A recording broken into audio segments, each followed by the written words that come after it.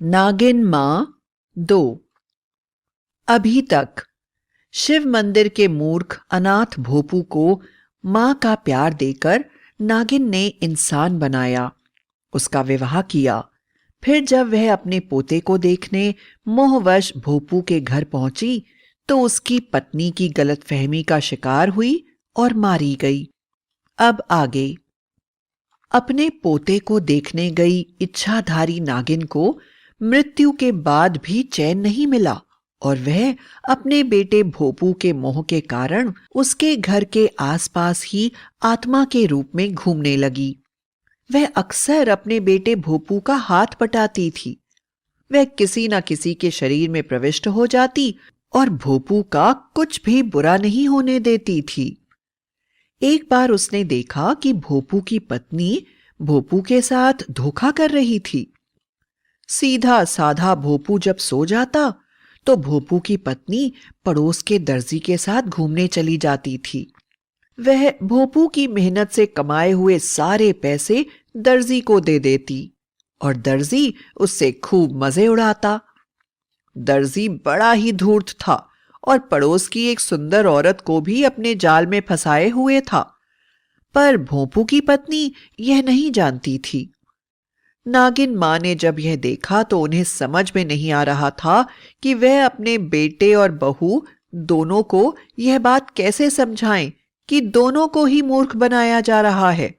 इसलिए उन्होंने अपनी बहू को मजा चखाने की सोची। उन्होंने दर्जी का रूप धारण किया और अपनी बहू के पास पहुंच गई और बोली, अरे सुनो, आज गांव में लगे बड़े मेले में घूमने चलते हैं। भोपू को खिला पिलाकर जल्दी ही सुला देना और उसके बाद सीधे मेले के गेट पर आ जाना। भोपू की पत्नी ने तुरंत हां में सिर हिला दिया।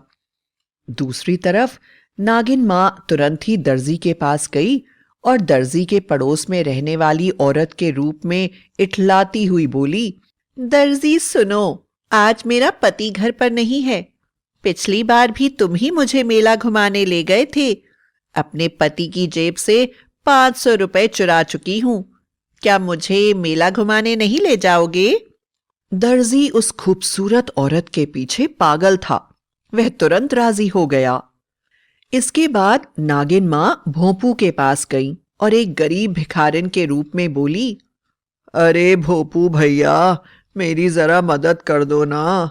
मेले में मेरी दुकान लगी है और मैं बूढ़ी अपना सामान वहां पहुंचा नहीं पा रही हूं। क्या तुम मुझे मेरा सामान वहां पर जाकर दुकान लगवा दोगे? भोपू ठहरा सबकी सहायता करने वाला। वह सब काम छोड़कर बुढ़िया के साथ जाने को राजी हो गया। सही समय पर तीनों लोग मेले में पहुंच गए और नागिन मां की बनाई हुई योजना सफल हो गई। भोपू बुढ़िया के साथ जल्दी जल्दी उसकी दुकान सजा रहा था।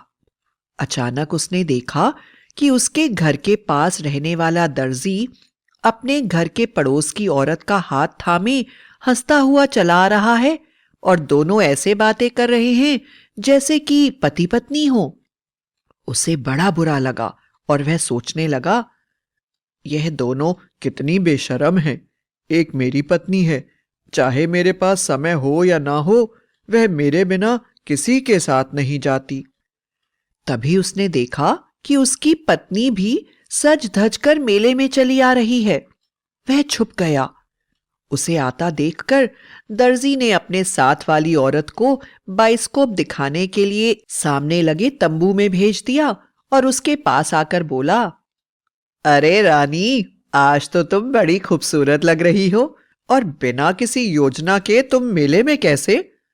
अरे मुझे बता देती तो हम दोनों मिलकर मेले का आनंद उठाते, और तुम अकेले ही सज धज के मेले में चली आई। इन दोनों को इस बात का कोई आभास नहीं था कि भोपू पास की दुकान में बैठा हुआ यह सारी बातें सुन रहा था। इसलिए दोनों खुलकर बात कर रहे थे। भोपू की पत्नी बोली, अरे शर्म करो, खुद ही मुझे मेले में बुलाया है और आप कहते हो कि मैं सज धज कर अकेले चली आई। अरे मैं तो हमेशा की तरह नींद की दवा मिला खाना खिलाकर भोपू को सुला कर आई हूं। वह मूर्ख गहरी नींद में होगा। लेकिन दर्जी उसकी बात सुनकर हैरान हो गया और बोला, मैंने तो तुम्हें नहीं बुलाया, यह क्या मजाक है? अचानक दर्जी को याद आया कि वह जिस दूसरी स्त्री के साथ आया है वह भी बाहर आने वाली होगी, और अगर इन दोनों ने एक दूसरे को देख लिया तो दर्जी की बड़ी दुर्गति हो जाएगी। दर्जी ने भोंपू की पत्नी से कहा, चलो अच्छा, तुम आ गई तो कोई बात नहीं, नाराज ना हो। आखिर भगवान ने हम दोनों को मेले में मिलवा दिया ना। अब मुझे कुछ जरूरी काम है, मैं 10 मिनट में लौट कर आता हूं। इतनी देर में तुम थोड़ी खरीदारी कर लो। भोंपू की पत्नी ने सहमति में सिर हिला दिया और इधर उधर दुकानों की तरफ चल दी। दर्जी भागता हुआ बाइस्कोप वाले तंबू में पहुंचा और अपनी पड़ोसन से बोला, सुनो, जितना जल्दी हो सके तुम यहां से चली जाओ। तुम्हारा पति मेले में ही है, और अगर उन्होंने तुम्हें यहां देख लिया तो तुम्हारी खैर नहीं है। दर्जी की पड़ोसन बोली, मैं तुम्हें छोड़कर कहीं नहीं जाने वाली, अब तो उन्हें मुझे देख लेने दो। असलियत में तो वह नागिन मां ही थी, जो चाहती थी कि भोंपू की पत्नी उन दोनों को साथ देख ले, और दर्जी का हाथ पकड़कर हंसती हुई बाइस्कोप के तंबू से बाहर आ गई। सामने ही भोंपू की पत्नी खड़ी थी। जब उसने दर्जी के साथ किसी दूसरी औरत को हंस हंस कर बातें करते हुए देखा तो वह तुरंत वहां चली आई और दर्जी से कहने लगी, तुम तो मेले में मेरे साथ आए थे ना, फिर यह कौन है? दर्जी ने कहा, अरे यह मुझे अचानक ही मिल गई। नागिन के रूप में पड़ोसन बोली, अरे अचानक कहां मिल गई? क्या भोपू, पत्नी से डरते हो? मैं तो पूरी योजना बनाकर आई हूं, और हमेशा मेला लगने पर हम दोनों साथ ही साथ तो घूमते हैं। यह दर्जी मुझसे प्यार करता है, लेकिन मेरी शादी किसी दूसरे पुरुष से हो गई है। मैं भी इससे प्यार करती हूं, और हम लोग साथ साथ हमेशा घूमते रहते हैं। हमसे यह सब पूछने वाली तुम कौन हो? यह सुनकर भोंपू की पत्नी क्रोध से पागल हो गई और बोली, क्यों जी, तुम्हें शर्म नहीं आती? इतने महीनों से मेरे पति की गाढ़ी कमाई का पैसा उड़ा रहे हो और मेरे साथ घूम रहे हो। मुझसे अपनी प्रेम की बातें कर रहे हो, और अभी अभी मुझे पता चल रहा है कि तुम किसी और से भी प्यार करते हो। तुम्हें शर्म नहीं आती? अभी यह बातें कर ही रहे थे कि भोंपू अपनी दुकान से बाहर निकलकर आ गया और अपनी पत्नी से बोला, यह सब क्या हो रहा है भाग्यवान? मैं क्या सुन रहा हूं? क्या तुम इस दर्जी से प्यार करती हो?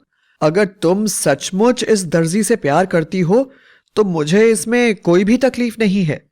मैं इसी समय तुम्हारा त्याग करता हूं, और तुम इस दर्जी के साथ हमेशा के लिए जा सकती हो। भोंपू की बात सुनकर दर्जी बोला, अरे अरे बाबू, तुम कैसी बातें कर रहे हो? मैं भला तुम्हारी पत्नी से क्यों प्यार करूंगा? मेरा अच्छा भला परिवार है, बच्चे हैं। मुझे क्या जरूरत है कि मैं तुम्हारी पत्नी से प्यार करूं? ये तो जबरदस्ती मेरे गले पड़ रही है। उसके बाद वह पड़ोसन की तरफ मुड़ा तो उसने अनुभव किया कि पड़ोसन कहीं भी नजर नहीं आ रही थी। भोंपू आगे बोला, तुम मुझे इतने दिनों से धोखा दे रही हो, जबकि तुम जानती हो कि अगर तुम मुझसे कहती तो मैं तुम्हें इस दर्जी के पास छोड़ देता। अब देखो, यह दर्जी भी तुम्हें अपनाने को तैयार नहीं है, लेकिन मैं तुम्हें इतना चाहता हूं कि अभी भी तुम्हें एक मौका दे सकता हूं। अगर मुझे बुढ़िया मां की दुकान सजाने मेले में नहीं आना होता तो मैं कभी तुम्हारी असलियत नहीं जान पाता।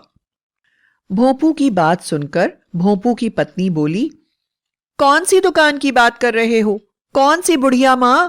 यहां तो मुझे कुछ भी दिखाई नहीं दे रहा है। भोंपू ने अपने पीछे मुड़कर देखा तो उसे भी वह दुकान कहीं भी नहीं दिखाई दी जिसे वह घंटों से सजा रहा था। वह आश्चर्यचकित सा चारों तरफ देखने लगा। नागिन मां प्रत्यक्ष रूप से उनके सामने आ गई और भोंपू से बोली, बेटा और बहू, हमेशा इस बात को याद रखो कि मैं अपने बेटे के साथ कभी कुछ गलत नहीं होने दूंगी।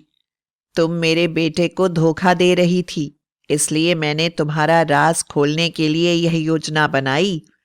अब तुम भी जान गई हो कि दर्जी कैसा आदमी है, और वह भी जान गया है कि तुम क्या कर रही हो। अब यह भोंपू के ऊपर निर्भर करता है कि वह तुम्हें अपने साथ रखना चाहता है या नहीं। लेकिन हमेशा याद रखना कि कोई भी जना मेरे भोंपू के साथ कुछ गलत नहीं कर सकता, क्योंकि मैं हमेशा अपने बेटे के साथ रहती हूं।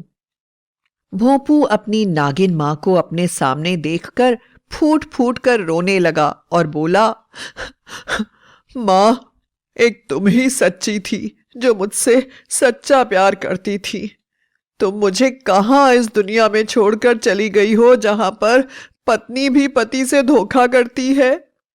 पति की बात सुनकर भोंपू की पत्नी भी बहुत शर्मिंदा हुई और रोते हुए बोली, नागिन मां, मुझे माफ कर दीजिए।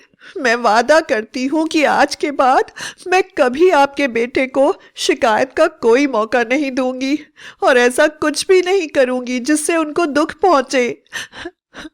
नागिन मां ने दोनों को आशीर्वाद दिया और वहां से गायब हो गई।